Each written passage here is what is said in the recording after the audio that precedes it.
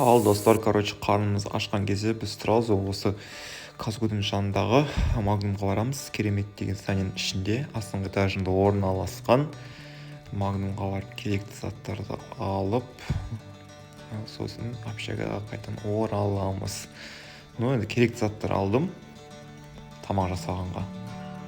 Өзім тамақ істеп үйренгенсің ғой, өйтіп бүйтіп жүріп. Вермишель пісіріп білем, рожки басалам, біраз нәрсені білем. Уже үйреніп алдым.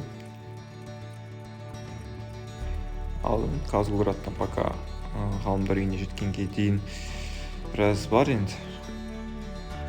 Тегін фитнес. Көп жүріп аяқ үйреніп қалды. Аралары алыс кішкене. Менде ешқандай магазин жоқ. Магазиндер алыс болғандықтан баруға тура келеді.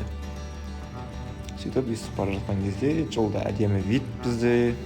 Казгудың маған өзіміздің мағаны осындай әдемі Есентайға әдемі вид, керемет пейзаж көруге болады. Мен тамақты істеуді бастадым. Уже мына жерде өзіңіз білгендей майды қазір жақсылап құйып тұрып, қазір алтын қуырып тұрып, қазір жақсылап тұрып қуырам сковородкада. Нәтижесін содан кейін салатын боламын. Ал енді аспасын